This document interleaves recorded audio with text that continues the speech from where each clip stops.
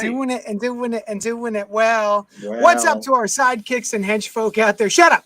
Hench folk out there in the Geek Nation. You're currently tuning into the CultPop podcast, episode 789.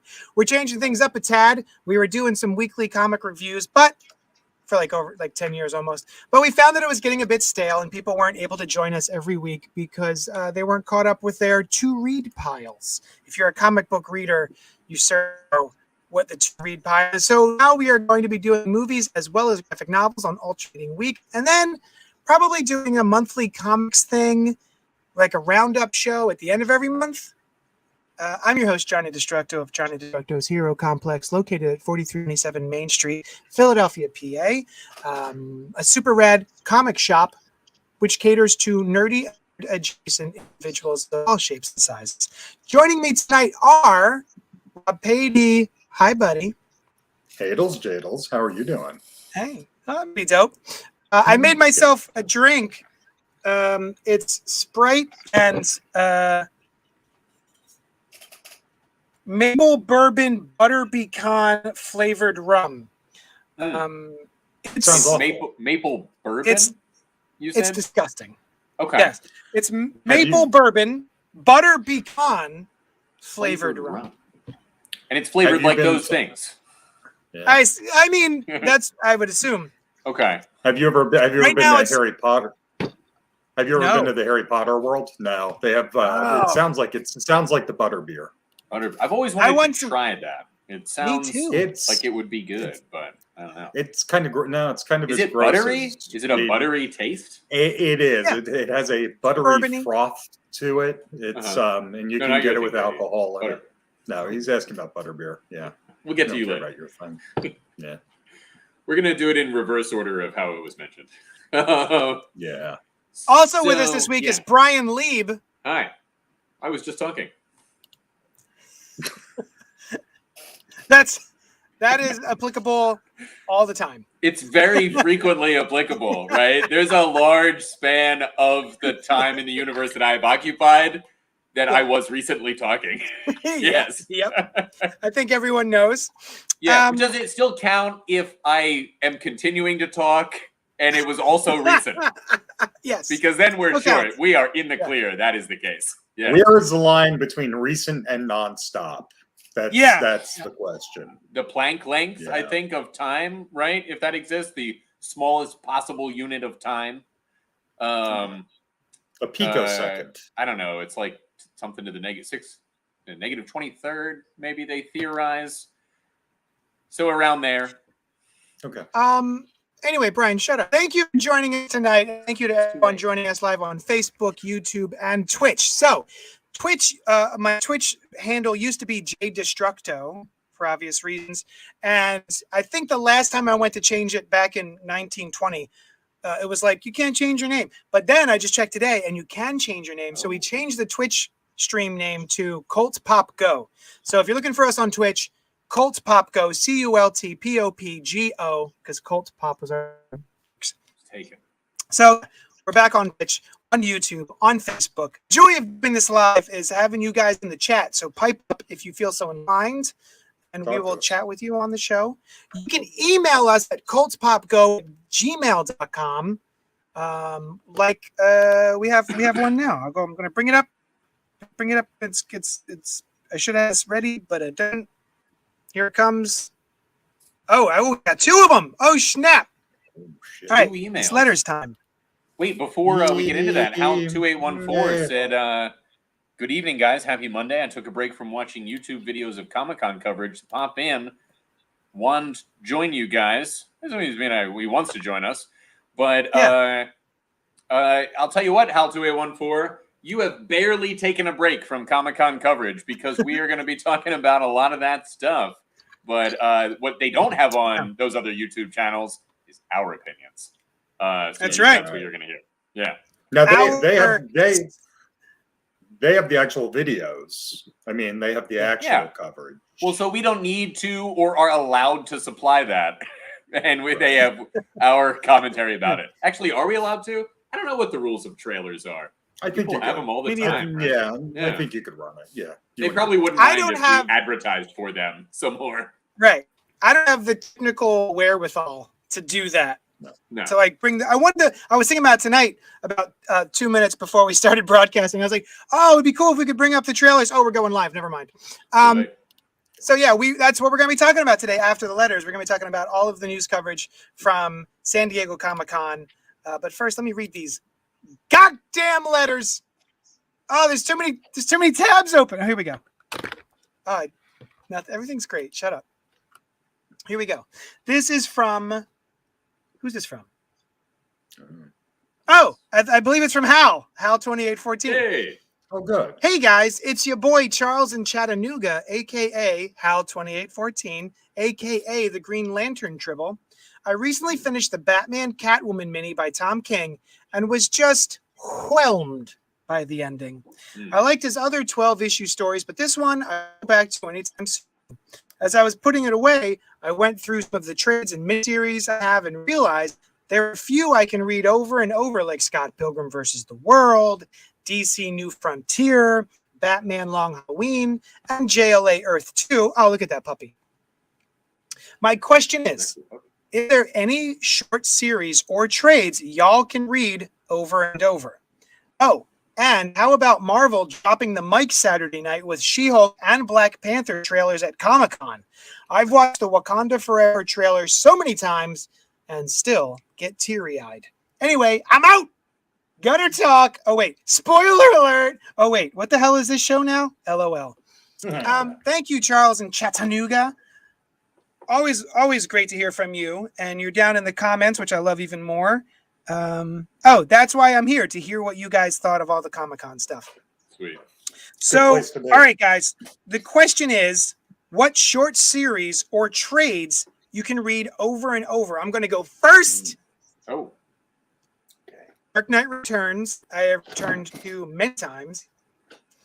And Watchmen, I've gone back to several times. New Frontier by Darwin Cook, I have also gone back to that. You mentioned that in your email. That is another one that I've revisited. And yeah, what do you guys got? Robert. I would say, yeah, Dark Knight Returns is a staple. Watchmen is a staple. I'll throw a weird one out there, Crisis on Infinite Earths. I've been able to read that multiple times. All right. I've gone back to that one a couple times too. Yeah. Armageddon 2001. I still love that series. It's one of the best. I love that it comes up every time. Yes, I know. Where's that omnibus? Yeah. Trying to think, is there anything like off the wall? Not really. No. Nothing off the wall? No. Brian. I'll tell you, I have not reread a thing in a very long time. I think that something I could reread would be Lucifer or Sandman, specifically some of the individual Sandman stories. And I think I have reread those. A book that I have reread a lot of times, but it was a long time ago, is Green Lantern: The Road Back. And also Ganthet's Tale, but it's a single issue.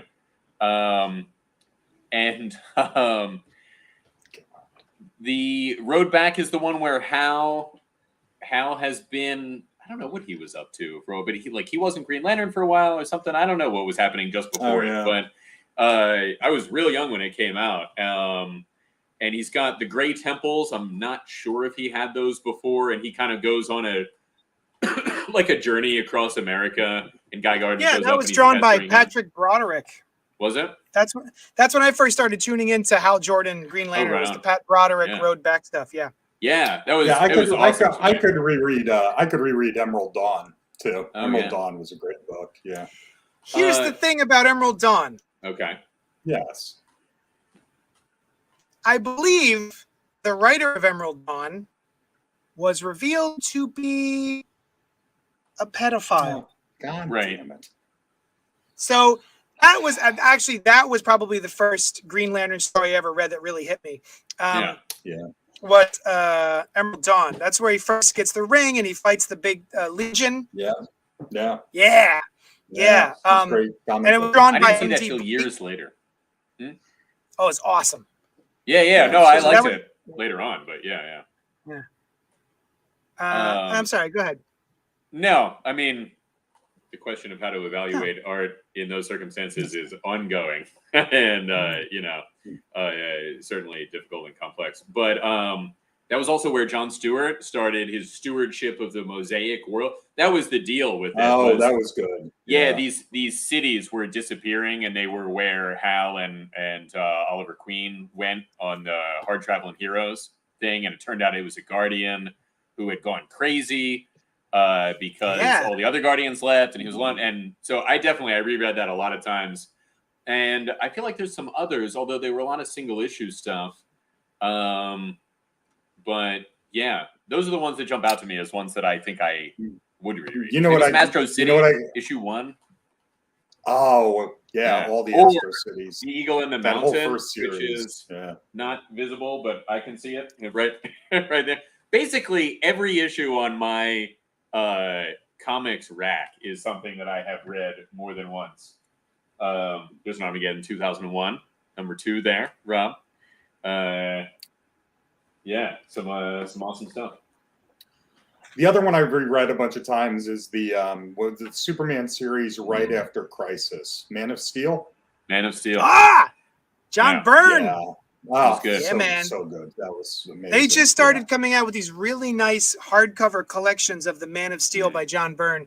And it takes you all the way up through Jerry Ordway. Yeah. Yeah.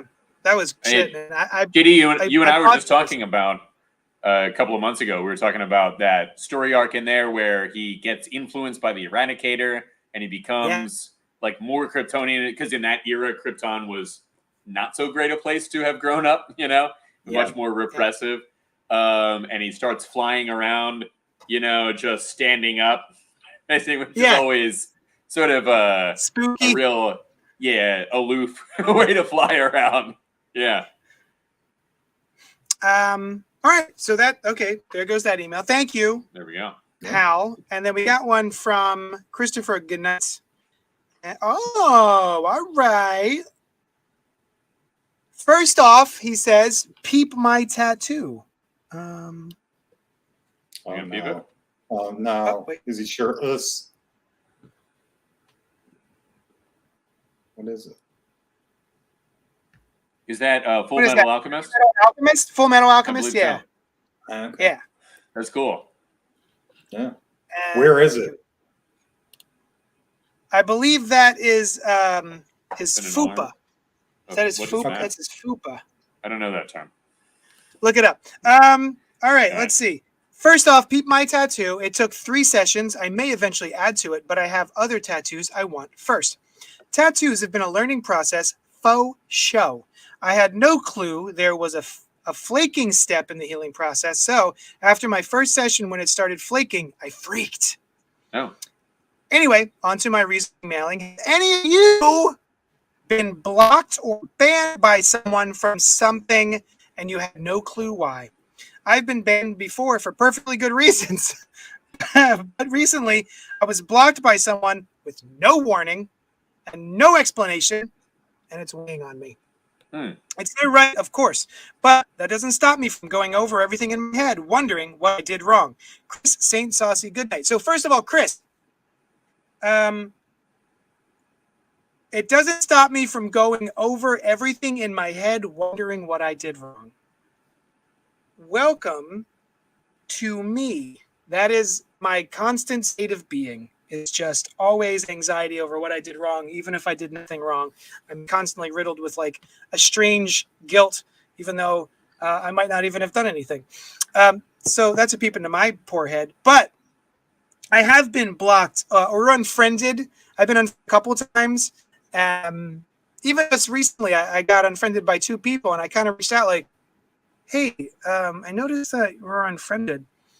What's up?" The one person was like, "Oh, I was just doing cleaning and I must have accidentally unfriended you. I'm so sorry. That was unintentional, blah, blah, blah." And he like sent me a friend request back.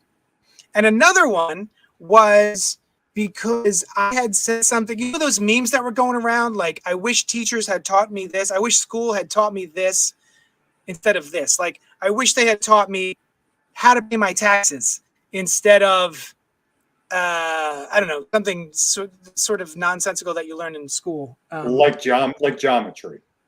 Geometry, sure. I would much rather know how to balance a checkbook and pay my taxes than how to, I don't know, fucking bake a cake or something. Balance triangle. And then, Oh. I had a teacher friend who took that very personally. Oh. And I was like, he's like, we can only teach you what they tell us to teach you. And I'm like, brother, I know. I'm not talking about teachers. I'm talking about the school system. Yeah. Like, I know you can only teach what you're allowed to teach. I'm talking about the system. And he wound up being so angry with me, even though I explained myself, that he unfriended me. And I messaged him and I say, hey, man, I look like you unfriended me a while ago. What happened? And he's like, actually, I was just being very sensitive. I'm so sorry about that. That's my fault. I was just in a weird place at the time and I took it very personally, even though you didn't mean it that way, etc. And so he sent me a friend request back. And another one, you know how you have those friends that you had growing up and you kind of outgrow them and you're kind of like, but you don't want to not be their friend because it feels mean. Well, I found out that one of them had unfriended me. And it turns out it was because I hate the police. I hate cops. Oh. So I don't hate cops. I hate bad cops. And I made a post about maybe we should make sure that bad cops get repercussions, something like that. And he took that as, you hate all cops. And he's a very cop-loving guy for some reason. I guess he just likes the taste of boots. So, yeah, he had unfriended me. And to his, he did respond, that was a year ago. You just noticed. I was like, that's a good point. That's a good point. Be on your way. So anyway, that's my story. Rob or Brian, anybody got anything? So yeah, used to try and get banned from websites back in the years of the millennium. It was just like a game I would play to try and get banned off of forums. My cousin and I, we played that game, and so we started a website called theybannedme.com. And we basically thought it would become like a free speech portal where, you know, people would come and, you know, talk about their experiences getting banned, because in some cases we felt we were unjustly banned. It became a human cesspool. It was one of the worst places on the internet, and we ended up having to close it down because one of the people was able to suss out my cousin's identity through me being on Ain't It Cool News as Optimus Douche, sussed out my cousin's identity and sent an email to every person of his law firm saying, hey, look at what Reckless Bastard this guy's doing. His code name is Reckless Bastard on this site, and would send like posts from the site to the entire law firm. Wow. So my cousin kept his job, but it was not a happy night in his household. Oh yeah, so, yeah, that's my banning story.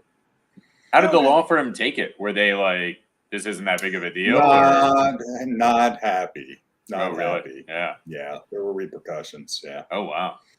Yeah. Indeed. Mm-hmm. I have not been unfriended by anyone that I didn't know the reason for that I am aware of. Anyway, now that he's gone, thank God, I just banned him from the show. Who wanted to hear that fucking story? Well, anyway, all right, you're unbanned. Go ahead. Thank you. Just like your story, it could have happened that I just am not aware of it. I don't interact a lot online, right? So unless somebody, good for you.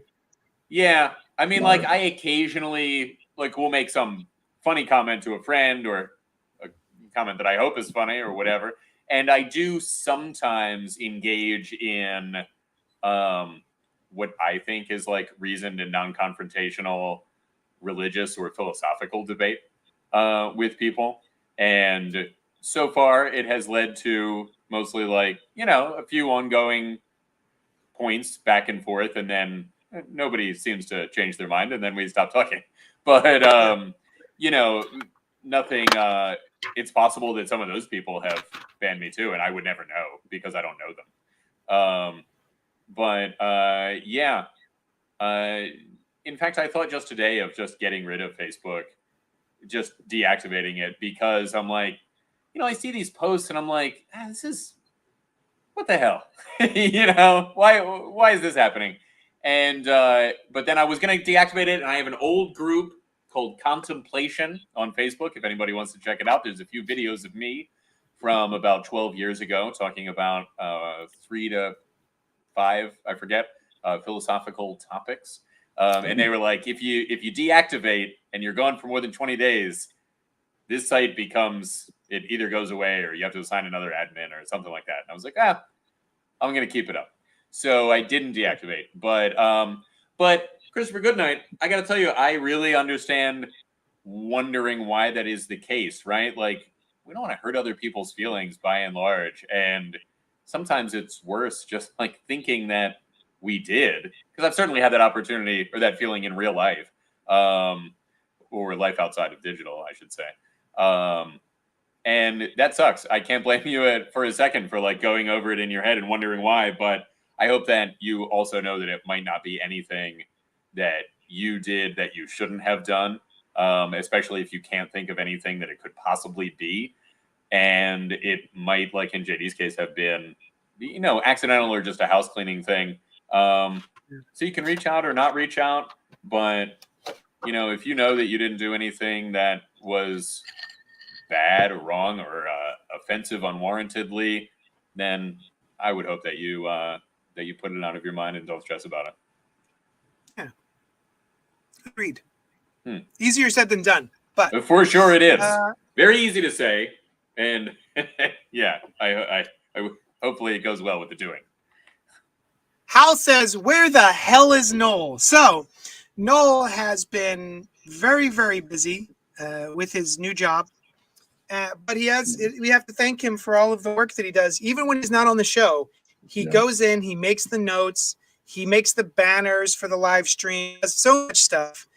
He is just awesome and invaluable, and we miss him when he's not on here. But thankfully, Rob was able to bring his puppy and join us. So Yeah, thanks, and Rob. the dog. Dan H says in the comment, I'm ready for a Saga reread.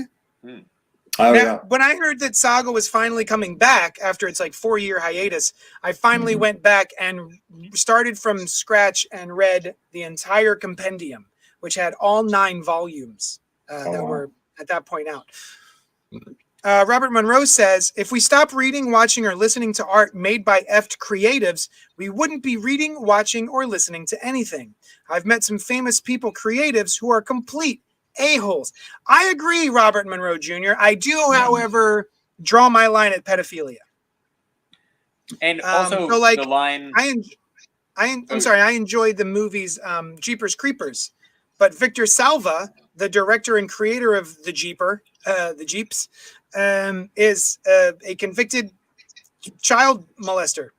So I do not give those movies my money anymore. So that's just that's where I was headed. Comment was giving the money, right? So there is a real measurable benefit to people who are creators who are still either receiving money for it or whatever, or it's helping them in some way, right? That I think is an important part of that decision. Because like, what if it was somebody that was alive 100 years ago that did those things, right? Or anything. I'm sure they all did. Right. You go back far enough, and there's like so much bad stuff in so many of these people's histories, especially through a modern lens. I say go back far enough. So many great creators and thinkers and scientists and whatever were just like super racist and had no business being so and should have been better than that, but none of them are benefiting anymore other than by reputation. And they did actually do the thing they're getting the reputation for. So it's, write the book or whatever. So yeah, I wonder if how much of that can play into it. And I also wouldn't condemn anyone for not boycotting somebody's work, because I'm not saying anyone has to. Sure. Just like I wouldn't condemn anyone for boycotting someone's work, if they don't want to support it. Chris Claremont called me a bastard once. Was he Are wrong? Your parents married? No, he's absolutely right, but I still love his work. It was right before New York Comic Con, and I had just reviewed his reboot of Exiles, and I was not kind in my review because it was terrible. Yeah. Oh, I think that's a whole other dimension. Yeah. Chris, so Rob, I saw that Chris Claremont. So as far as I was concerned, I don't know if this is a beloved title and I don't realize it, but everyone in my circle that I knew at the time was so excited for Chris Claremont to be coming back to the X-Men, and he did Extreme X-Men, and we all went, "What the shit is this?" Yeah. And now it's like big news that he's coming back and doing it with Salvador LaRocca, even, who's a creator I also don't enjoy the work of. And it's like, oh, they're coming back. It's like, oh, okay, cool.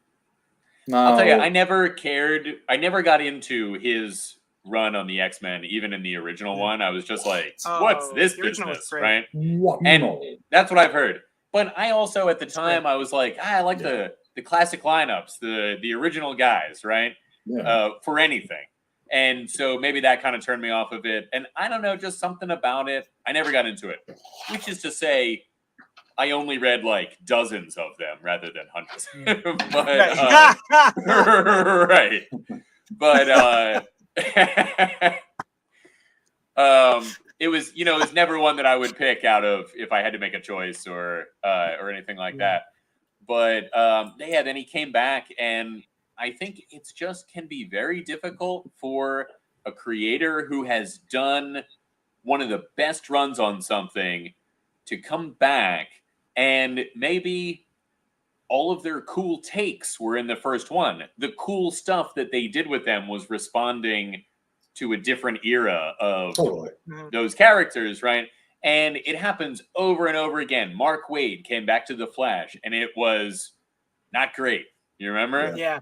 And I don't think they can write to the modern art styles. I think that was the biggest problem with Claremont, was hooking up with a modern day artist and the new panel layouts and everything. Because I mean, he was a verbose motherfucker in those original ones, but it worked more in the constrained panels and the new splash page way of doing comic books. It just, there's not a lot of room for the words, or the words don't make as much sense. Yeah, and I mean, I feel like he maybe got more verbose too. I don't know that from experience, but I think people said he went on to write novels after that. Okay. And maybe that affected where he was at. But the thing is, Mark Waid right now is writing World's Finest, or Batman Superman. Awesome. And it's awesome, right? It's like, it really is. He had whatever take on the Flash seemed exhausted by his awesomeness the first time around. But then he's written so many good things after that, Was it Waid that did the original Wally Wests when right after Crisis? Was that Waid? I don't think he was the original, but he was seminal like early on. There was Mark Waid did the Return of Barry Allen, like that era. And then right after him, I think, was Jeff Johns. I think. I'm going too far back. Okay. I don't remember. I'm trying to remember. Who was that? Because those were some damn good reads. Yeah, man, that was my Flash. That issue number 1.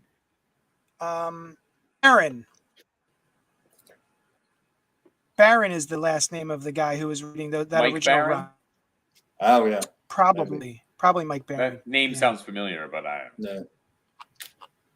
yeah, that was an awesome. They finally just re-released that as a big soft cover. Oh, big soft cover. Hold on. Oh, and R. Moon says, R.I.P. Alan Grant. We were just talking about Alan Grant the other day, Brian and I, on the last episode. I think we talked about the Mud Pack. Oh, that was Alan Grant? Yeah, we were talking about I believe so. He was writing all of the Batman stuff that I was reading that was drawn by Norm Brayfogle. Oh, yeah. Yeah, the detective. I think it was a detective run that he was writing. So he just passed away this week, I believe. So yeah, thanks R Moon for bringing that up. I forgot. Oh, and it's good night. Says love Batman, Superman, World's Finest. Yeah, right. It's been awesome. The thing that happened this week is San Diego Comic-Con, and we got a bunch of stuff. What? Oh, no, you're right. We got a bunch of what's the word? We got a bunch of news for stuff that's coming down the pike. And Noel was nice enough to write some of them down here in the notes. So from the comic section, we're going to be talking about upcoming comics events and what have you. John Hickman, and Valerio Schiti are doing something in 2023 for Marvel Comics. Sweet. Does anyone know what it could be? Probably either Spider-Man or the Fantastic Four, or the X-Men or the Hulk or Thor or Doctor Strange or Silver Surfer or the Inhumans. So maybe Adam Warlock. Marvel released a little image on their Twitter or Facebook or whatever the fuck. It says, "What happens when the powers that be meet the natural order of things?" Hickman, Schiti, 2023. Probably not much. Nothing, I would think. Aren't they already doing that? I did hear people suppose that it could be something with Eternity and what are the Eternity, Kismet, and the Living Tribunal? Or no, Kismet's DC. Who's the third one? The Living Tribunal, Eternity, and Illuminati. Not the Illuminati. No. I'm trying to give you something. Sorry. You're giving me nothing. All right. Who is it? It's the Eternity's opposite number. Infinity, maybe? That'd be the same number. Well, it gets strange up at the top, in the infinitudes. Yeah, Mm-hmm. out on the edges. Well, if he has any idea. All right. It sounds very cosmic. It sounds like a big cosmic event, though. I'm wondering. Remember what was there was issue 1000 or something, or remember, and there was a black masked fellow with guns. Yeah, the guy who got the powers, half the powers of whoever he was fighting, or that's right. His ability, the mask, let him have equal footing with whoever he was fighting. So it didn't make him better than anyone he was fighting. Right. He would be the same. We discussed only this at be the able time. to fight that baby. Yeah, he would have all the powers of that baby and more, or whatever he normally has. Yeah. The proportional strength, speed, and agility of a baby. Of a full-grown baby, I believe we noted in that old show. I believe a full-grown baby is like an adult. An adult, yeah, and he would have all the powers of a person. Yeah. So that tells us nothing. So that's cool, I guess. Let's move on. Cool. Good news. Jason Aaron and Hitch are going to be on Avengers Assemble, which is an Avengers books crossover event. So currently there's Avengers by Jason Aaron. There's Savage Avengers. There's Avengers Forever, also by Jason Aaron. And next there's going to be Avengers 1 million BC by Jason Aaron. So I'm assuming Avengers Assemble will be a crossover of all of those books. That makes sense. So that's coming. Yeah. Like the Avengers teams are assembling. Yeah. This is crazy. Have you guys been reading the Jason Aaron Avengers? No. Okay. Have you? Yes. Every time I dip in, every time Noel tells me to dip in, I dip in and I go, that's so fun. That's great. Yeah. And then I forget about it. You never go back. Yeah. Yeah. Last Jason Aaron I read was Thor the God Killer thing. That was a long time ago. Yes, I know. That was awesome. It was awesome. Yeah.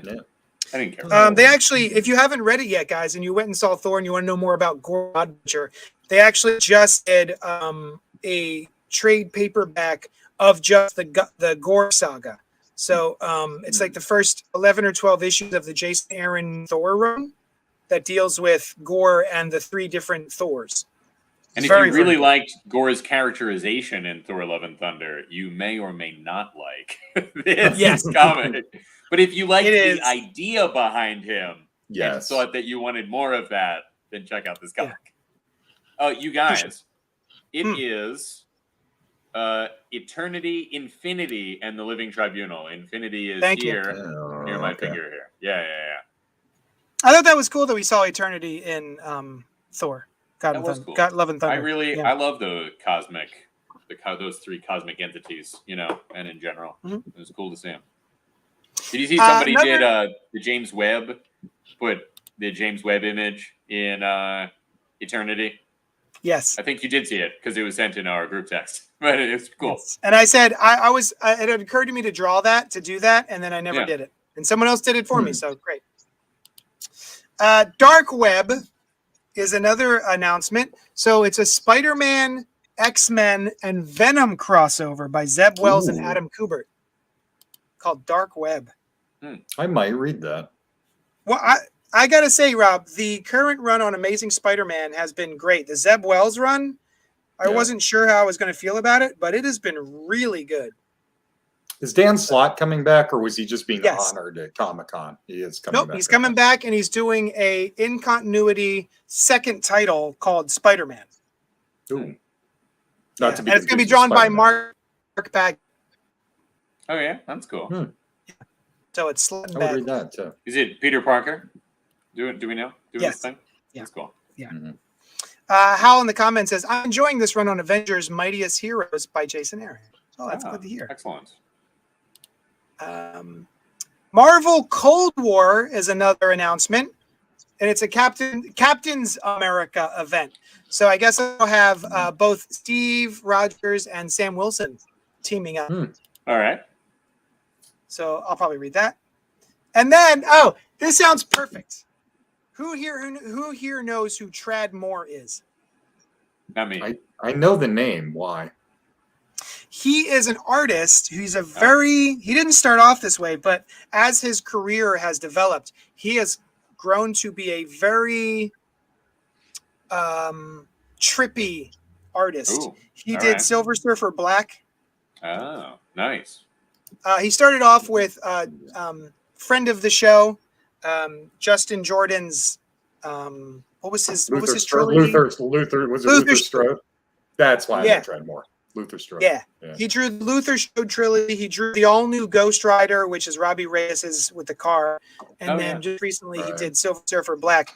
Now it's been announced that he's going to be doing, of course, a Doctor Strange series, which I think is perfect for his talents. Yeah, Sweet. totally. Yeah. Oh, that sounds awesome. Yep. Yeah, he drew 70,000 more muscles than are actually on the human frame. Yes. Right? Yeah. Was Trad Moore. Right. Yeah. Jack Kirby was like, I'm going to make up some muscle groups. Don't worry about it. And Trad Moore was like, hold all of my beers with all of the muscles that don't exist that I'm going to draw on you. Okay. Some other announcements. Dark Crisis, which has been going on for DC currently. I think only 2 issues have come out so far. Now it's going to be called Dark Crisis on Infinite Earths. All right. Cool, I guess. I don't care. As long as they are not doing a reset and it's just a multiverse story, I'm in. I'm interested in that. Yeah. I'm not interested in another reset or reboot. You know. Riddle me this: isn't the multiverse already a thing? Didn't the multiverse come back? Yeah, that was my understanding. So I thought they were even now. They had privy to the whole omniverse, but I guess in all of the different times when like the multiverse came back or this or that, they did at least in some of those times say that it was a different multiverse. You know, it was like a multiverse reborn. So it's possible that Pariah's like, I want those back. I don't know. Because they were all destroyed when, you know, Crisis on Infinite Earths happened and the Silver Age, you know, that the Earth 1 became the main Earth. And then other multiverses started up again. And if it's just a story about where that's the inciting incident and he wants his universes back and it doesn't lead to any kind of like, now these are the ones and it's not the other ones and everything you knew has changed kind of thing, I'm down, you know. But even though it is a little convoluted. Yeah.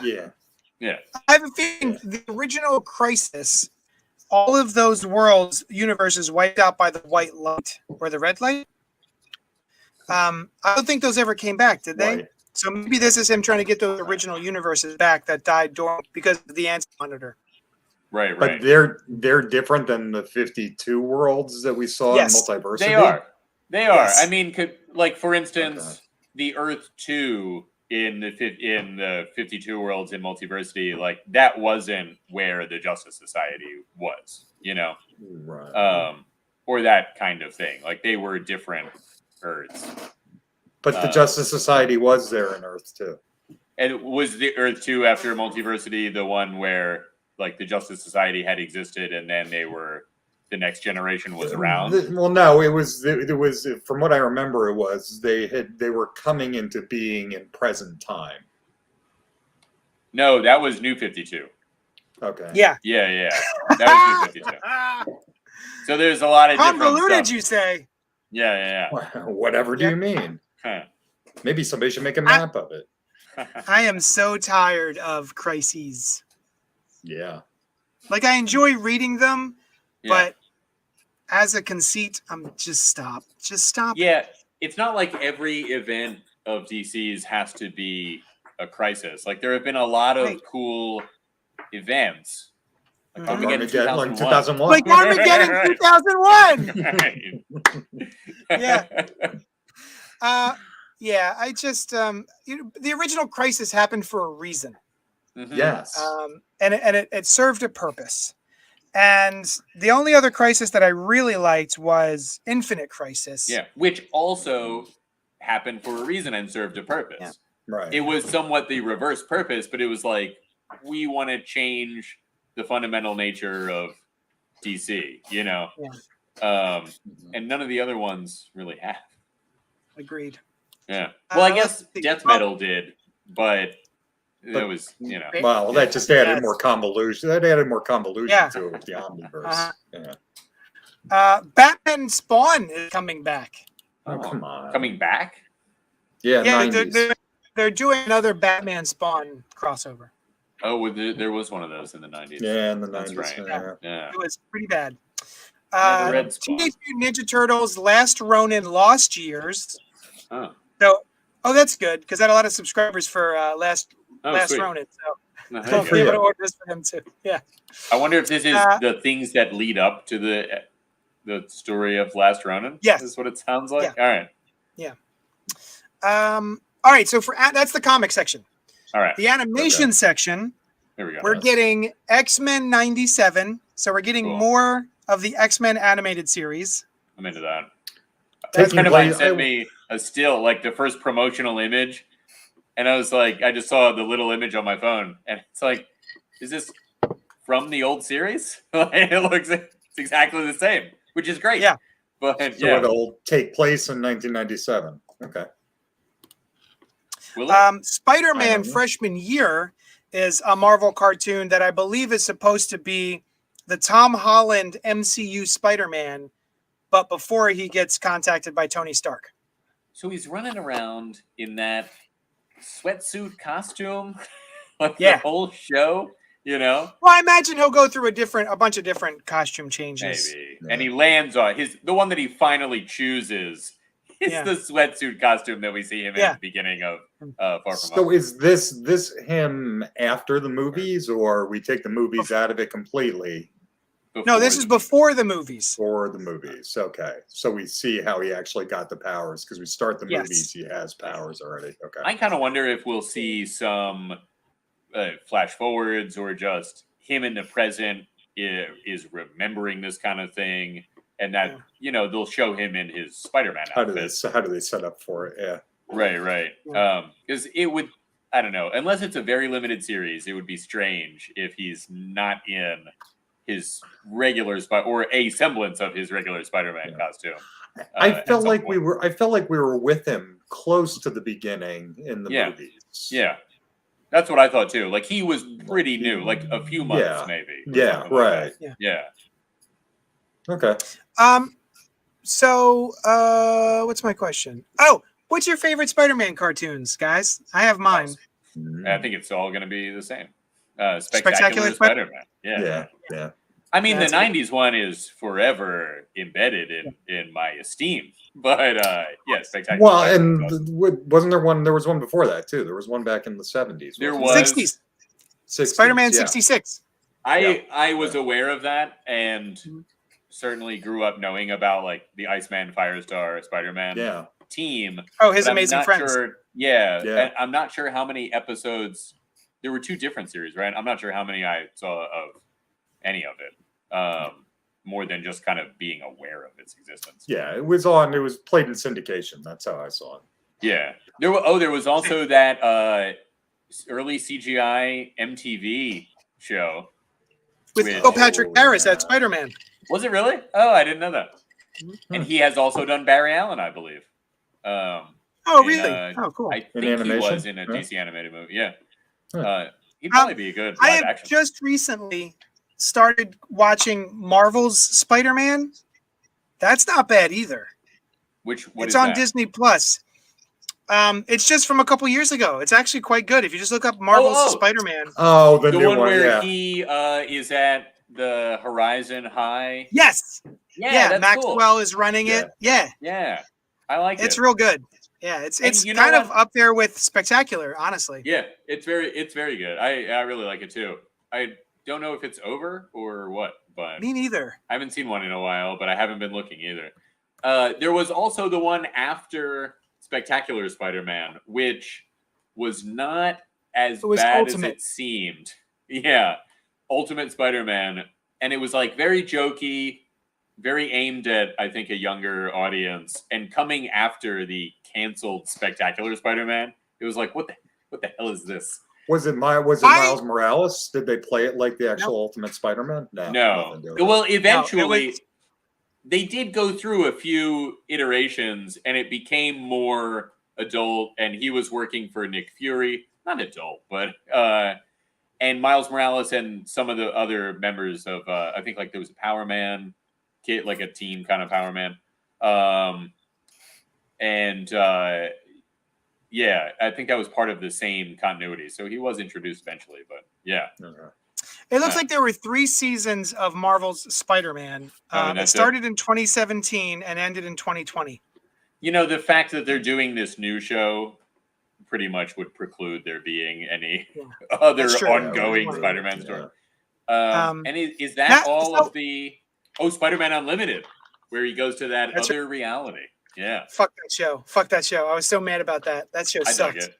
I dug it, but then I saw it later. They tried to do a Batman Beyond for Spider-Man, and it did not work for me. But he was supposed to be the same guy, just in another reality. He went through time or something. Yeah, into a different reality where everyone's like furries. There's like anthropomorphic animal people. That doesn't sound anything like Batman Beyond. Right. Well, I mean, they were trying a different thing. It was much more sci-fi. Is true.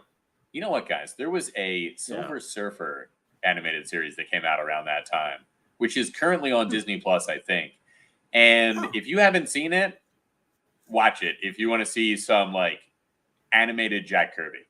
Cool. It's awesome. And it lasted one season, and it ends on a real big cliffhanger. But whatever. It's an animated series from a long time ago. There's some really early CGI in there that they just mix in, indiscriminately. But yeah, it's like Kirby in motion. It's great. Nice. Yeah. Anyway, let's see. Freshman year. So DC animated universe movies. We have coming down the pike. Legion of Superheroes. Nice. Do you care? Oh, very much so. Yeah. Yeah. Legion of Superheroes animated movie.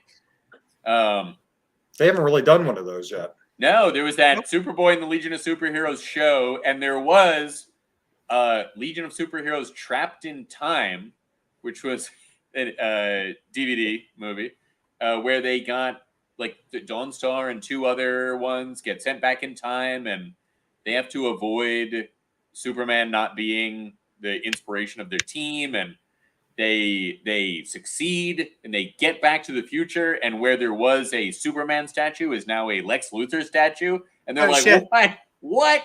And that was it. There was never, I think there was supposed to be another one, and it was never continued.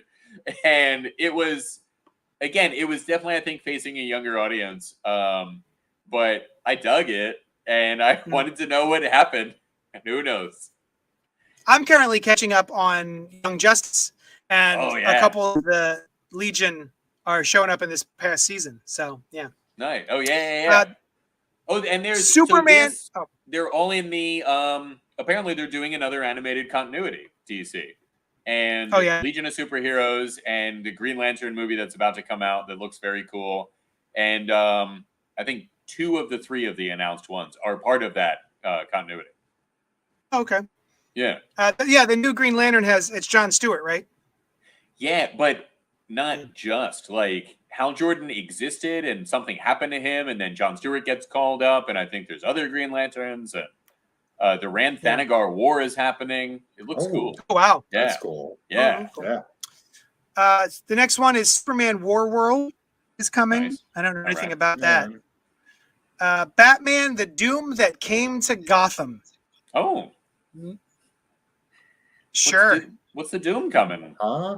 Which Doom is coming to Gotham, and what are they doing? Is that Doomsday having an orgasm on Gotham? Came to Gotham, I think means he was masturbating to the idea of Gotham. Okay. Right. Yeah. Wait a minute. No. It looks like it's based on an Elseworlds. The Doom That Came to Gotham is the Mike Mignola joint. Oh, really? I know that one. And as I recall, it's cool, but I don't remember what it was. Wow. Okay. Do we know anything about the other ones? In Hmm. Gotham City, 1928, 20 years have passed since a madman slew the parents of young Bruce Wayne, heir to one of the city's oldest fortunes. 20 years since he fled the carnage of Gotham. But now Bruce Wayne has returned and hell has followed. A terrible thing from beyond space and time has awakened. The lurker on the threshold has called its faithful servants, immortal sorcerers, reptile men, beings of eldritch cold and fungal horror, to feed our world into its gaping maw. If the Batman hopes to end the horror, how terrible must Bruce Wayne become? It was a 3-issue miniseries. I remember that cover. It's a cool cover. Yeah. All right. Do we know anything about what the other 2 stories are? The Legion or Superman War World? Yeah. Let's see. I don't. All right. I see. The title sounds familiar. Well, there's the War World thing going on now, or it could be the thing where you remember this was maybe in the John Byrne run where he exiles himself from Earth. I think he ends up on War World at that time. Yeah. Mongol. Yeah. Looks like it's gonna be dealing with Mongol. So yeah, I'm not entirely sure. You know what? I'll tell you what. I think it would be real cool if we get that Superman cape tied around his torso like a sash. Yeah. Kind of barbarian Warworldy look. I remember that look. Yep. That was cool. It was cool. And then another one's going to be the I Am Groot animated series. And boy, do I not care about that. No, I could give 0 shits. I watched the trailer for it. It looks silly. Did you? Yeah. Yeah. I did not. I did not watch the trailer. I would be interested in a Groot thing. I'm disappointed to hear that the trailer was not interesting looking to you guys at all. No, it's just it's for kids. It's totally for kids. Is it? Yeah. Okay. Just Groot doing silly stuff. Yeah. Because I mean, Groot is great in the movies, but depends on what slant you take him on, I guess. Like, well, I mean, I recently watched all the Doug Days, right? The dog from Up, which is clearly geared at kids, but it plucks every heartstring and plus, clearly I love dogs. There was an actual story there, though. There was actual morals and stuff. This just looks like Groot just fucking around. Yeah. You know what was cute? No morality. I just watched the Baymax series. There's only I want to say 6 episodes, and each episode's 8 minutes long. It's adorable. It's cute? Okay. All right. I'd watch that. It's well done. It's one story because it's Baymax helping different people throughout the city, and then that all ties together. Okay. At the end. Yeah, it's cute. And it's less than an hour to watch the whole thing. Yeah. All right. film and television news from San Diego Comic-Con. Here we go. All right. DCEU. Here we go. Oh, hey, that Black Adam movie. I'm into it. I'm interested. Yeah. Black Adam trailer dropped a couple weeks ago. Yeah, and it's still down. It's still dropped. Yes, it looks fine. I don't know if I care. Yeah, but it looks fine. I care. I have a different take. I'm into it. I've always loved like 90% of those characters, and I think that it's cool that various DC Egyptian characters are meeting or having something to do with each other, which is something, to my knowledge, that has never really been done. Which, for sure, ancient Egypt lasted like 3,000 years, I think. So Black Adam and Dr. Fate could have been farther apart from each other than from, one of them from us, You know what's funny? I keep forgetting, and I get excited every time I remember that it's not just Black Adam. I always forget that the Justice Society are involved. And I go, right, shit, I am excited about this. Yeah. I thought you were going to say Great Scott just then. I do think it's interesting that The Rock said that this is going to be a reboot for the DC universe. So that intrigues me. I didn't hear that. Well, I think it was like, I thought it was a little more metaphorical on his part. Like, he's not saying, it's more like this is going to be what you think of as the DC universe from here on out. I mean, that's kind of same thing. Yeah. And if they just don't pay attention to any of the other stuff, then this could definitely be. I wonder if it was a PR person that kind of put that in his mouth before he walked out, because they didn't really have anything else to announce. They had Black Adam, and they had the new Gotham Knights game coming out on the next. And they're not talking about the Flash right now. Yeah, they're not gonna. I am so curious. What they're gonna do with this movie now that Ezra Miller is just off the goddamn rails. How will you promote this movie? Right. And even at what point do people go, oh, okay, I'm ready to watch an Ezra Miller movie? And and just who goes out and does press for it? For that, Well, and the whole thing has a stank of the Snyderverse on it, right? I mean, because Ezra Miller was introduced during that shit show, so but it was almost doomed from start, and this was the final nail on the coffin. Him going. It was intended to be like a restart of things, right? So they were very specifically going to be like, hey, that Snyderverse stuff, love it or hate it, this is different going forward. Yeah. And now what can they do? And I've talked with friends about like, well, it's a reboot. They could just have a different guy at the end of it, right? And that's the Flash now. But that might be all right for the next movie, or ultimately okay, but how do you promote that?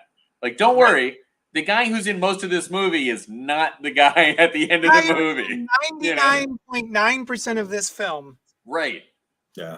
Or do they reshoot it all? There's been so much of that. I think that's the problem, though. They're saying they can't. Like, they would have to film a whole new movie to do that. Done.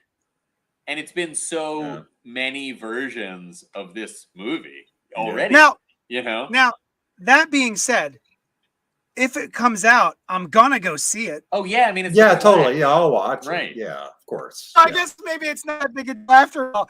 All three of us were just like, I'll go see it. We did. We said that, but we're not the money. Yeah, we're not. Right. We're not the money. They want to pull in the money coming from us. That's what I worry about with Black Adam. Is Black Adam just does not have a resonance outside the comic community. I think that he could get word of mouth. I mean, Iron Man didn't either, and I'm not saying this is going to be a hit like Iron Man, but I think The Rock does, and The Rock would pull people in, right. But and he's also a little word of mouth of the different take on this anti-hero main character. I'm not predicting that it definitely will be a hit, but I can see it having some success on those grounds, and could become like people love it, and it's and it's talked about a lot. Yeah, but yeah, also with like merchandising and T-shirts and all of that stuff. What do you do with the Flash for action figure sales? Yeah. No one's going to be out there buying Ezra Miller action figures, I don't think. Exactly. No. He might. Were there Snyderverse action figures? Yeah. Oh yeah. Oh, There yeah. were. Oh, Okay. hold on. JD has a few. JD has one. Okay. I think the one JD has though is one of those like he's wearing cloth kind of What? figure. You know how some of the 12-inch figures have like cloth outfits rather than molded rubber or plastic. I thought maybe like he was in his dog walking clothes. Oh yeah, Superman's dog walking clothes. No, I meant the Flash, like when he's doing right. his dog walking job. Oh, look at that. Oh, There he is. Ew. Right? Oh, okay. Oh, he didn't even have boots like that. I think they were all red. Why did they make those changes? His body proportions are off. He doesn't look right. Look His at him. head is a little large. It looks like he has a thyroid condition. I thought that's how I all ordered them Kryptonians because are. I thought they were cute. It was like a cute those old Mego toys, weren't they called Mego? Yeah, Yeah. something like that. Yeah, I thought those were like it's a throwback. Yeah. Yeah. Oh yeah, A little bit. Mego. Oh, there you go. I mean, they do still Anyway. make those. Just ongoing. I think they've. He's got a whopping 2 points of articulation. Which I'm two? kidding, The I'm neck. I'm kidding. It's 14. The left 14. the left leg and the right arm. Yeah. That's a good two. If you gotta have two. Yeah. Staring Uh, straight ahead. Hey, what's He the can next do thing? this. What's the next thing, JD? Oh! How did you get those action figures? What do you have? Some kind of a shop or something? Oh my Do you God, have I a lot do of have a figures shop. around. Is that Yeah. right? Thank you for asking. It's called Johnny You're welcome. DeVito's Hero Complex. Uh-huh. And the reason I was able to order is because people join our Patreon. That's not true. Is that This had right? nothing to do with Patreon. But we Yeah. do have a Patreon. You can Oh. go to patreon.com/JohnnyDestructo and you can help out the show that way. Or you could just friggin' hang out with us. That's the best part, is just come hang out with us. Don't give us any money, but also do give us some money if you have some. Over a certain amount of money, that would be the best part. Yeah. If you give that would become the best Hang part, I out, think. hang out, Yeah. and hang out, please, and give money. Yeah. Yeah. Yeah. Patreon.com/JohnnyDestructo. Help us out because we're poor and we need it. The next thing is the Shazam trailer, Shazam 2. That looked cute. It looked cute. It does. It looks just as cute as Shazam 1. Mm-hmm. What's it called? The Fury of the Gods. So basically, I like the idea that you've got the Shazamly, and they've all got the powers like the intelligence. You want the list of the powers? The Give wisdom them to of me right now. Solomon, the strength of Hercules, the stamina of Atlas, the power of Zeus. What's the second A? What is the second A? The ass of Adonis. Yeah, but that was natural. That wasn't the second A. He That's not naturally power, had okay. that great of an ass. Right. And what was the M? The speed of Mercury. The second A. Oh.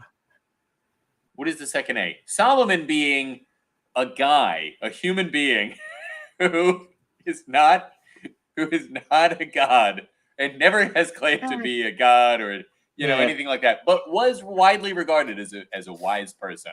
Yeah. And also, now that I think about it, Shazam the Wizard is before all of those rose to prominence. Solomon is a Jewish figure, and Shazam is from ancient Egypt. And all the rest of them are Greek gods. And then Zeus came afterwards. Yeah. Right. They just slapped shit together back And then. they're not even they're not Egyptian. Now, I mean, in reality, if those things were in reality, then yes, they would have existed probably before the Greeks became aware of them. And maybe Shazam was able to draw on their powers, And what power do you get from Zeus? Oh, like that was everything power, power? just raw power. Just You know everything. what? Hang on a second. I don't know when this was introduced, and it might have been the later awesome Power of Shazam run. But when Teth Adam said them, they stood for different things. They stood for Egyptian gods. So maybe Shazam was like, hey, the Greek gods have really influenced Billy Batson's culture. Let's go with the Greek gods for this guy. I don't know what happened.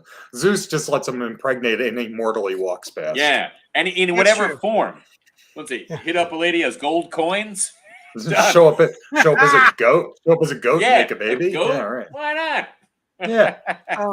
Robert Monroe Jr. says, Shazam had too much silly humor for me. I barely sat through the first one. I found this first Shazam movie to be one of the better DCEU films.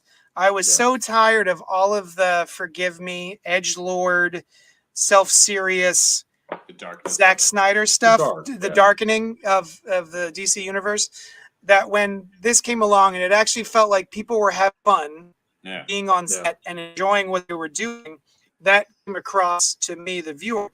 And I really enjoyed it. And I really enjoyed the humor. And it felt, I was a big fan of Big from the 80s. Yeah. I also enjoyed that sort of same that was exactly how I described it to one of my friends the other day who had not seen Shazam yet, because he thought it would be too goofy. And I said, yeah, it's big in capes, basically. Yeah, it's so weird that the DC universe has that feel, and the Marvel universe is the opposite. And people who aren't that well versed in the comics are like, "Oh, DC's so dark." And I'm like, "No, it's really the other way around in the comics. They like their superheroes, and Marvels are always like, I don't know about these guys." And I pin a lot of it on Batman, the Christopher Nolan Batman. It was very successful, and then they were like, "Let's do that. Let's do that again," because that did a lot of that was very successful for us. It's just if you have a whole roster of brightly colored heroes, I get you do it for Batman, that's fine. But as soon as you do that for Superman, Aquaman, everybody, like, it's just. Well, studios seem to lose sight of that. The money people, I think, are like, what was successful before will be so again, or at least we're more guaranteed for it to be. And it's something that the CW did very well, where Arrow was a big hit, and then they did The Flash, and it wasn't like Arrow at all. It wasn't like the 90s Flash that was trying to be like Batman, And let's put blame where it belongs with the creator as well. He read he was just trying to pull from the seminal books. It's like he read the best of since the 90s. Oh, let's kill Superman. Oh, let's let's do the Grant Nolan Morrison was a big influence on it too, and he was an executive producer. He was.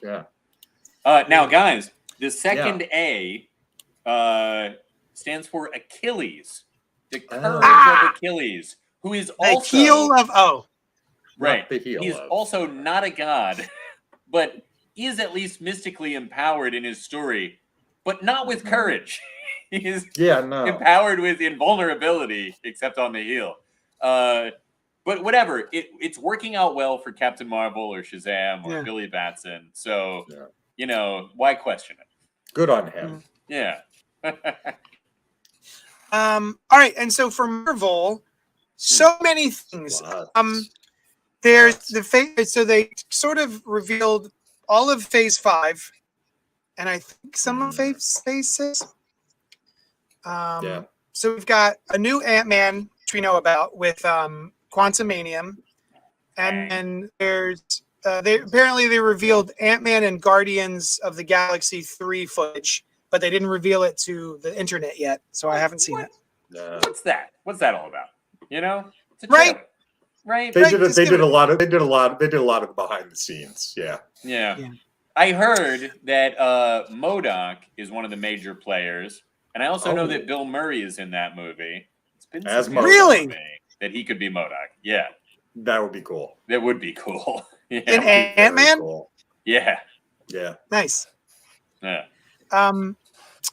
However, they did release to the internet the Wakanda Forever trailer.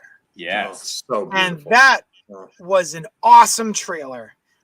We've been getting so close to the release of this movie, which is at the end of this year.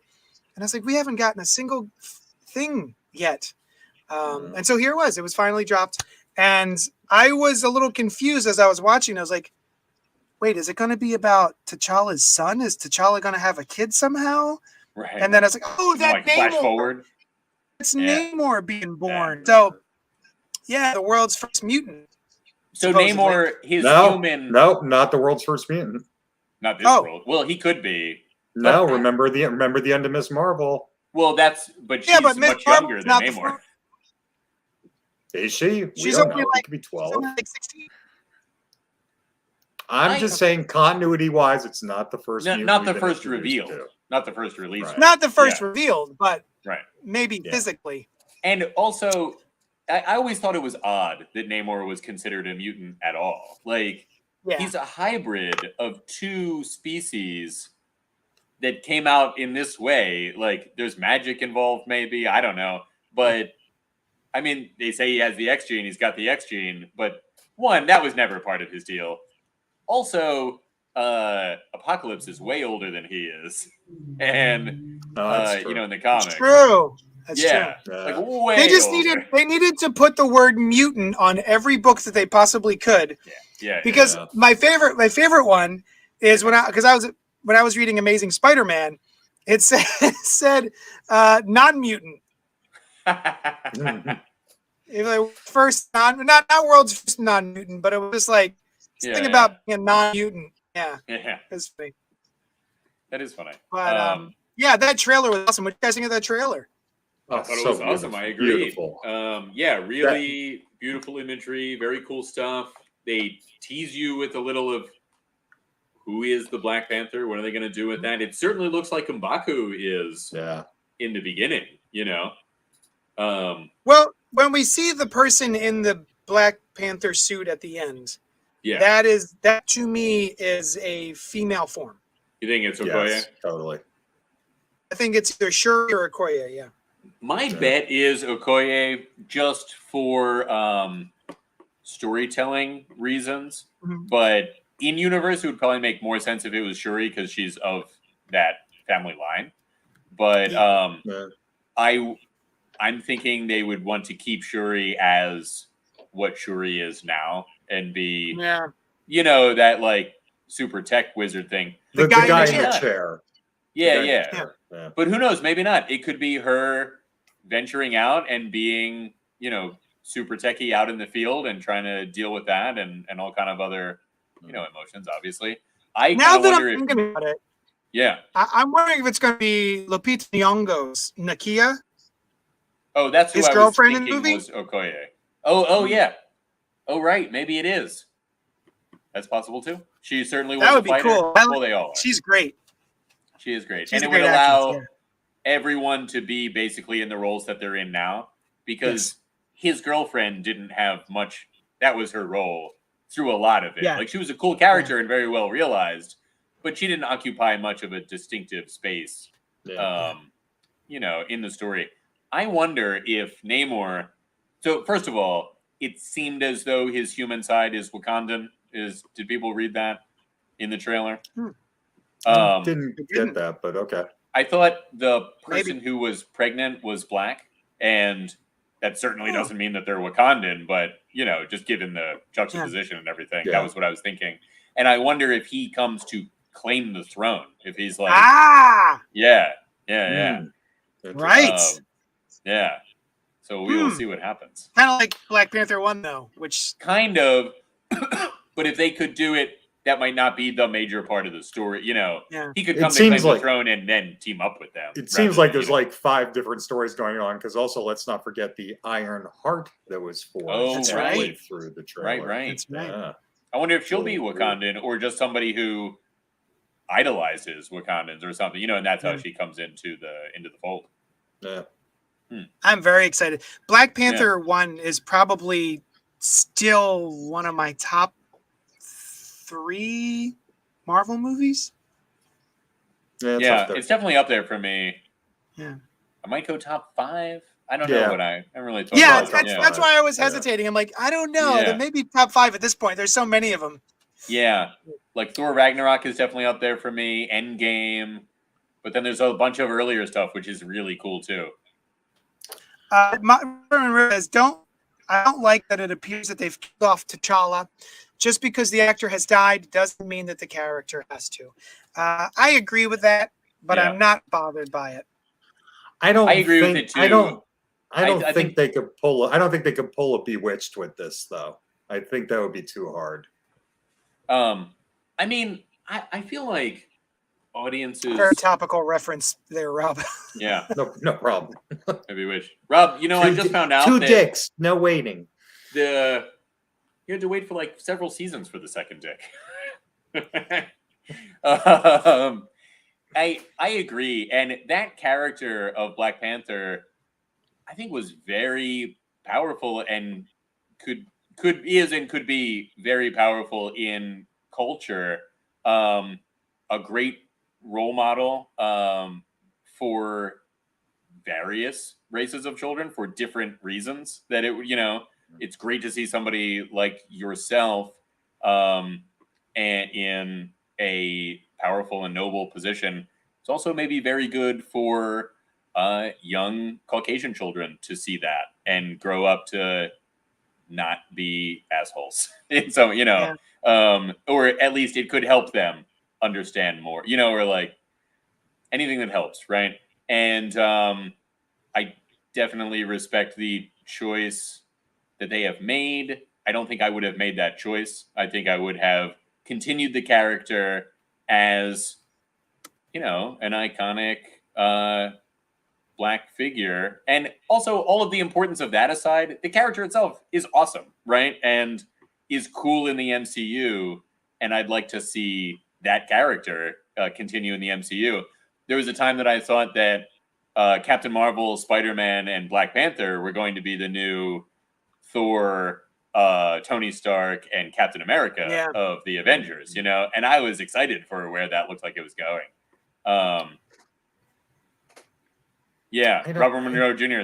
They could do a memorial to Boseman and then introduce another actor. People loved the character. Many people are pissed off that T'Challa won't be returning, and I totally understand that. I get it. You know what's even the character had a cool story. Is that we are now into, by the way, we didn't mention this. One of the reveals is that this saga, we went from the Infinity Saga, and now we're in the Multiverse Saga. So we're dealing with a multiverse where we could just have another T'Challa from another universe played by a different actor. I don't know if they'll ever do that for a main character switch out, right? Yeah. They might if he's definitively a different character, but I mean, I've even heard that Michael B. Jordan might be in this movie. It could be an alternate universe Killmonger. That's what I was looking up. I was wondering if it was going to be him, because I would actually like that. If he didn't die at the end of Black Panther, I would love Michael B. Jordan to take over, having dealt with T'Challa and maybe learned a thing or two. The story of maybe him trying to be the Black Panther and live up to the legacy of T'Challa set. Trying to become a better person. That he was a bad person. I mean, he did murder a bunch of people, but he had some really good points of view, and he wanted to share technology with the world and increase the quality of life of a decent portion of it, and that's a comic story that I would love, right? And it's a shame the reason that they have to tell that kind of story in the MCU. It's a tragedy that they are forced story-wise to tell a different story than was going to happen. Also, other than cutting out some of the impact of the end of the first Black Panther movie, you could absolutely make it so that Killmonger survived that. No problem. Technology in Wakanda is ridiculous. Right. Like, we didn't see him die. We saw him real close to dying. Well, I mean, he fell over. I fall over all the time, though, and I'm not dead. I fell over earlier. Yeah. And you've always come back from it. Babies fall constantly. They live. That's true. My son, he spends most of his time falling. Really? Yeah. That's weird. Is he in zero gravity? Like an inner ear infection? Just push him over a lot. Sure. He's like a little living Weeble. Weebles wobble. You remember that? Yeah. Hey, you guys. Daredevil's coming back. Oh yeah. Daredevil in a new show. Oh, right, that too. Yeah. But that's not what I thought of immediately. But both things. He showed up in the end of the She-Hulk trailer. Yeah, in a yellow yellow and red costume. Yeah. I am stoked for She-Hulk. That is probably the thing I'm most excited for right now. Yeah, me too. Yeah. I agree. Though the thing the CG still looks a little janky. I'm all right. Here's the thing, Rob. Yeah. It was Noel. Who was it? Noel was in here, and he was telling me that I guess you know how they have those YouTube videos. There's a series of YouTube videos where they have professionals in a certain career review something. So they had CGI artists looking at this trailer and looking at the CG and comment on it. And their thing was, I think a lot of people watch this on their phones. Oh. And so when you watch something on your phone, it automatically compresses it and smooths everything over. Okay. So Nolan and I brought it up. I don't know if you can see this. Bought it up on the big screen TV back here. And I had to say, even the original trailer, I was like, actually, she looks a lot better in this original trailer. Every time I've watched it on my phone or like a very small monitor. Okay. But even the jump between the last trailer and the brand new trailer that they just dropped is astronomical. She looks so much better already. Oh, yeah. Well, I wonder if some of that is everything is getting smoothed out and maybe looks a little less real, but the things that are actually real still read as real. Right, because you're used to seeing a regular guy walking around, but something in your brain is like, I never saw a giant green person walking around. Well, and it might be a little bit of the uncanny valley syndrome too. Yeah, so there might be a little bit of that going on. But I'll tell you, the humor in it looks awesome. Looks great. Oh yeah, amazing. Yeah. And I loved her in Orphan Black. So she was amazing. She does. I don't know if I've mentioned on this podcast before, but there were times, it's a show about a bunch of clones, and on occasion, one of the clones would have to impersonate another one of the clones. Yep. And I would find myself thinking, I wonder if she can do the accent. And I'm like, of course she can. She's the only one that ever does it. She's so good that I forget that it is the same person playing all of these things. Which I heard her mom also was like, I can't buy that you are the soccer mom one and the scientist or whatever, that they were all the same actress. She does a good job. Sure, yeah. I've only watched like a handful of the episodes, like maybe 3 or 4 of the episodes. I keep forgetting. It's a great series. It's a great series, start to finish. That's one that actually I was not throwing something at the TV at the end. Oh, really? I thought it petered out a little in season 5, but there's 5 seasons. Wow. There's 5 seasons. That's around 100 episodes, or it would have been years ago. I don't know if it is anymore. Probably not. No. probably close to the 50 or 60. Yeah, probably. Because it's Canadian. It's BBC. It's BBC Canada. Oh, and because of the exchange rate. That's right. Yeah. Shut up. Robert Monroe Jr. says the She-Hulk TV show owes a lot to the Byrne comic series. It's true. Yeah. It's true. It really does. Yeah. The lawyer and a little bit of that? the Dan Slott run too. Yeah. I wonder, she looks at the camera and says something and then seems kind of surprised. I wonder if that is the reference to her breaking the fourth wall, or if she will do that in the series, I love that little scene where she's like, wait, what? Yeah. Which could just be a, like a fun reference that they don't want to have as something that she is actually doing. They're going to Deadpool it. Yeah. Right. But yeah, there's a lot of cool stuff in that trailer, and I like the jokey tone of, her working at the law firm, and and they're like, I have a personal interest in this case. They tried to kill my cousin. It's like, oh, that's fine. That's fine. It's a slice of life effect. It's nice that they're doing a series at ground level. Yeah. Taking off her shoes before she transforms because they're nice shoes. Yeah. Oh, and and Wong, that's fun. Yeah. Yeah. I am still a little disappointed in her physique. I wish she wasn't I wish they would have bulked her up a little bit more. Apparently they were told to slim her down more and more and more. And she just reads as super skinny and slim, and it just feels like a gamma irradiated woman. It's okay if you give her some muscles, guys. It's okay. I didn't get that. Just because she's so big. But I can see where you're coming from now that you mention it. Hey, the yellow costume on Daredevil, something that I definitely heard a lot of people wonder about, and I wondered myself, but I thought, nah, they probably wouldn't do it, you know? But it is a cool way to differentiate if you want to set this thing apart from the other series while still maintaining continuity with it. It's cool and it looks cool. It's just, that hasn't been part of Daredevil's thing since his first 8 comics or whatever. It's always Daredevil in the past has the yellow and red suit. But I'm down. Yeah. I want to show you guys real quick. I'm friends with a guy on Facebook, Mike Maihack, Maihack. I've never said it out loud, so I don't know how it's pronounced. But he does these wonderful little illustrations. And at the very least, I think She-Hulk should have something like this going on. All right. Yeah, I mean, yeah. I'm trying to think how her classic look was. In the slot run, she was very svelte. Yeah. John Byrne, she was a supermodel. Right. Who was just very large. And I think that might be why I didn't have an issue. Like, this trailer to me didn't read as different for She-Hulk. Yeah. Because most of the different runs are like when she was in Fantastic Four, she's just a very tall, powerfully built supermodel, basically. Yeah. And definitely looking forward to Daredevil showing up on She-Hulk. I love that. Presumably in the courtroom as well. Yeah.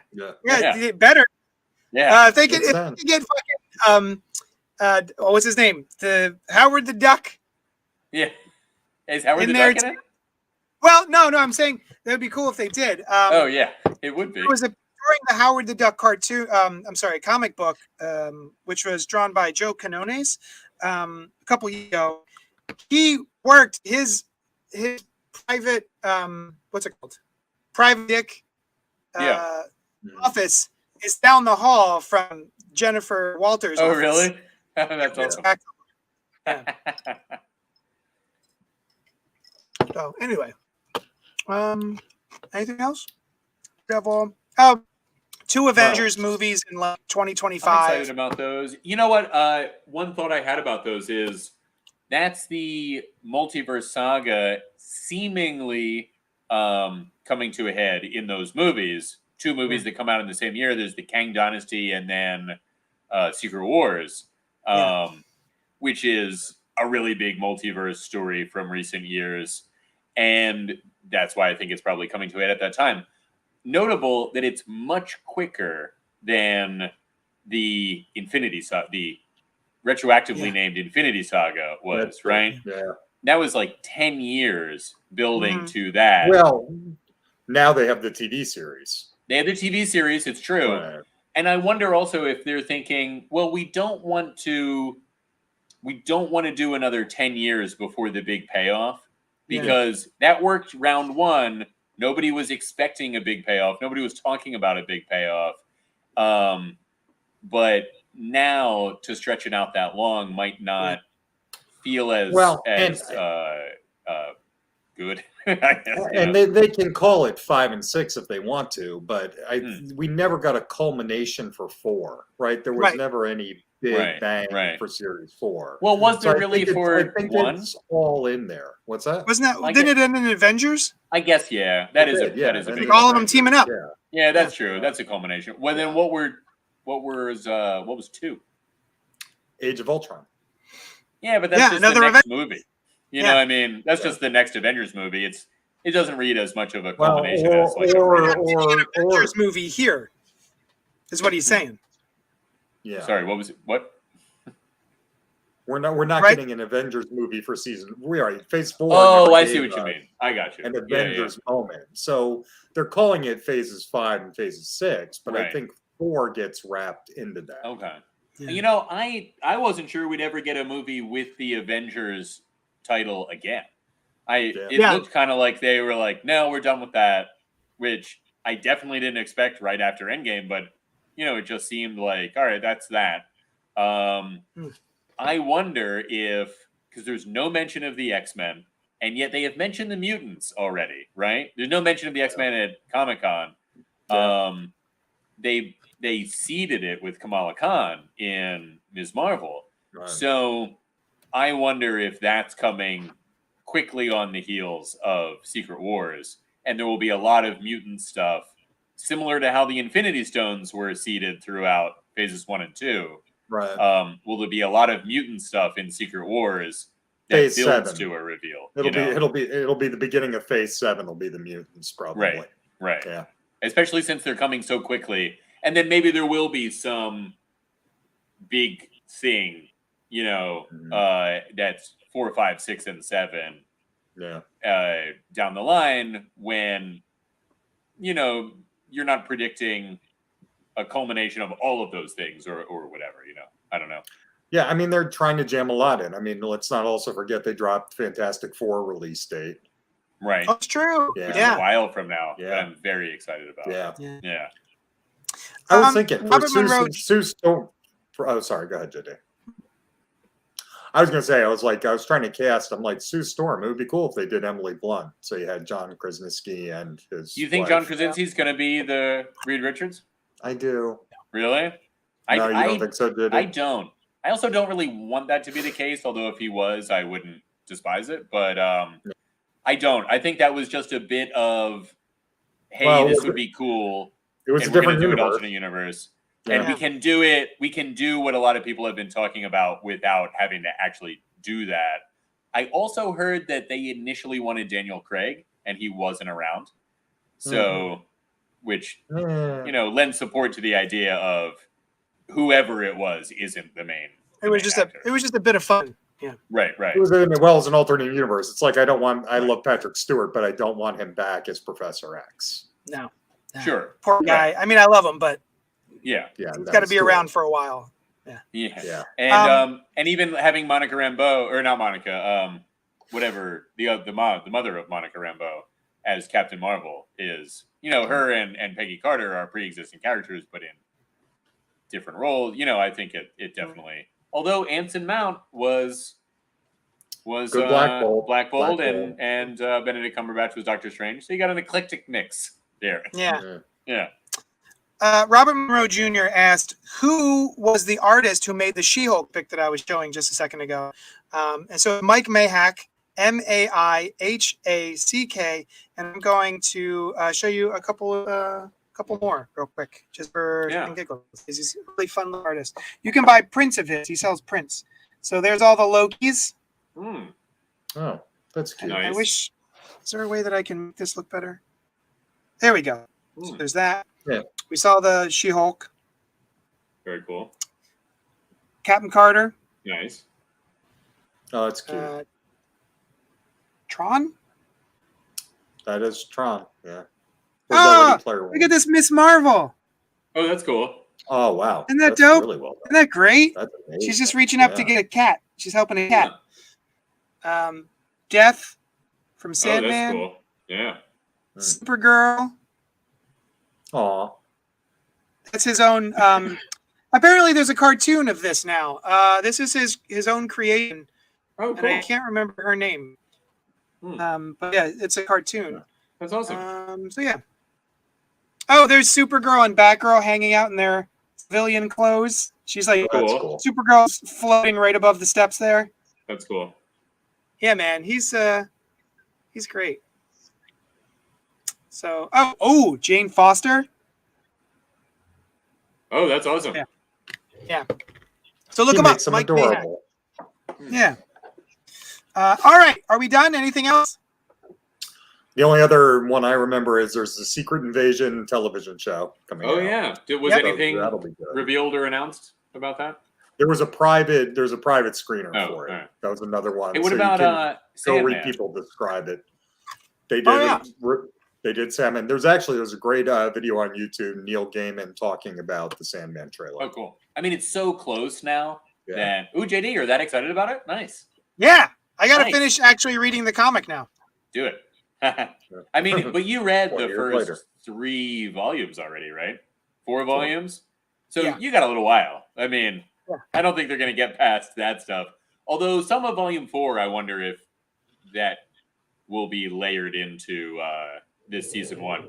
Because in the first volume, his conception of Lucifer is very, very different than when Lucifer makes their next appearance. And it's all explained perfectly well, but it's pretty clear that Gaiman had a different idea about what he was going to do that I don't think will be the case in the show. There's that like triumvirate that rules hell. And then in Lucifer's next appearance, he's like, yeah, I was just doing that. Like these two come in and they say they rule hell and they think that means they rule hell. Not the case.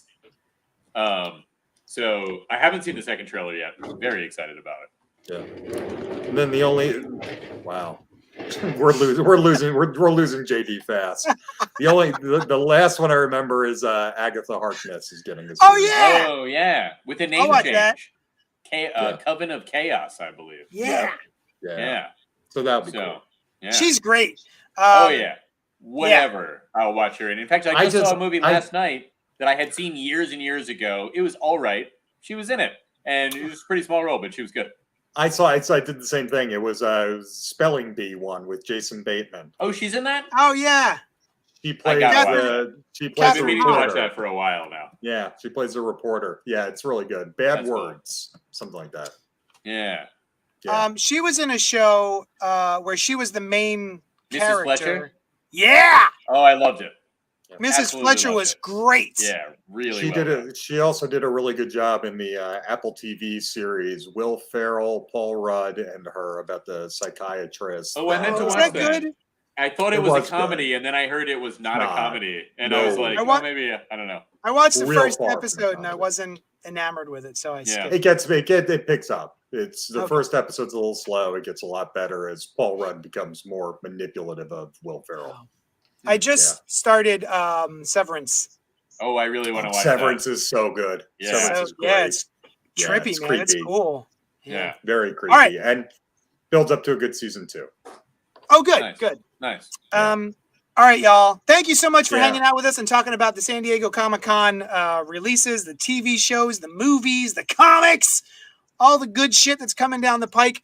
We were supposed to do, I should have said this in the beginning, we were supposed to do a review of Everything Everywhere All at Once, but because there was so much to discuss, we were almost 2 hours, we're moving that to next week.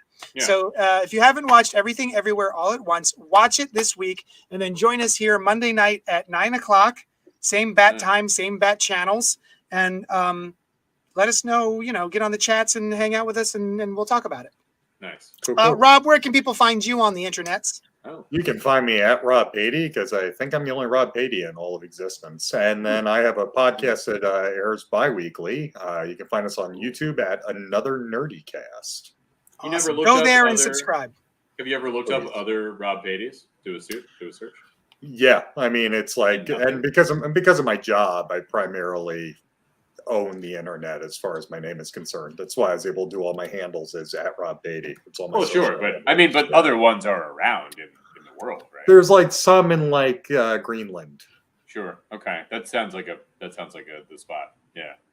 I don't know why, but I think it was we migrated to Greenland. Some people hung out there, and then my people kept going. Oh, really? Yeah. Oh, I hear it's nice or very cold, actually.